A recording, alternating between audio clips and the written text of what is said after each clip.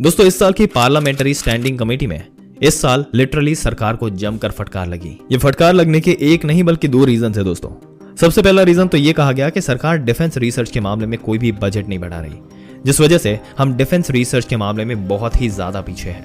और standing committee ने America का एग्जाम्पल देते हुए कहा कि अमेरिका ने डार्पा इसलिए बनाया ताकि वहां से अमेरिका के जो टॉप माइंड है उन्हें डिफेंस रिसर्च में लगाया जा सके, जिससे कि वो नए नए हथियारों का आविष्कार करे अमेरिकी सेना के लिए। और उसी का नतीजा है कि अमेरिका आज इतनी शक्तिशाली सेना है। और आगे स्टैंडिंग कमेटी ने सीधे कहा सरकार को कि जो बजट इस समय आप डिफेंस रिसर्च में अलोकेट कर रहे हैं, इससे आप कभी भी एक बड़ी सैन्य सुपर पावर बन ही नहीं पाओगे, लगभग असंभव है दोस्तों। और देखिए, भले ही आप किसी भी पार्टी का समर्थन करते हो, किसी भी पार्टी की सरकार का समर्थन करते हो, लेकिन यहाँ पर आपको बात माननी पड़ेगी कि भारत में डिफेंस रिसर्च के मामले में बहुत ज्यादा स्लोली आगे बढ़ रहा है और बहुत ही कम बजट दिया जाता है, जिस वजह से हमारे प्रोजेक्ट आगे बढ़ ही नहीं पाते। हालांकि ये बात भी उतनी ही सच्ची है कि सरकार में पिछली बाकी की जितनी भी सरकारें आई उसके मुकाबले कई ज्यादा रिसर्च में पैसा लगाया गया, लेकिन ये बिल्कुल भी इनफ नहीं है। अगर भारत को एक बड़ी सैन्य सुपर पावर बनना है तो उसको यहाँ पर ज्यादा इन्वेस्ट करना पड़ेगा। लेकिन जो दूसरी बात कही गई स्टैंडिंग कमेटी के द्वारा वो सबसे ज्यादा इंपॉर्टेंट है दोस्तों।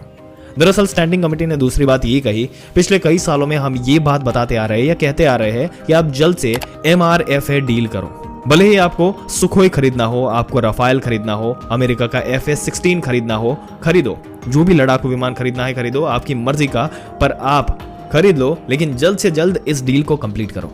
और वायुसेना को लड़ाकू विमान खरीद कर दो, क्योंकि हमारी जो लड़ाकू विमानों की स्क्वाड में कैपेसिटी है वो भयानक तरीके से गिर रही है। और आज की कंडीशन में हमारे पास ढंग के लड़ाकू विमान बहुत ही कम है दोस्तों, जबकि चाइना और पाकिस्तान को काउंटर करने के लिए कम से कम 42 से 45 स्क्वाड चाहिए, यानी कि कम से कम 150 लड़ाकू विमानों की कमी भारतीय वायुसेना में चल रही है। दोस्तों आपके क्या विचार है इस मुद्दे के बारे में? अपने विचार कमेंट सेक्शन में जरूर से बताइएगा। इस वीडियो को अपने दोस्तों रिश्तेदारों के साथ शेयर करें ताकि उनको भी इसके बारे में पूरी जानकारी मिले और हमारी चैनल को सब्सक्राइब करें।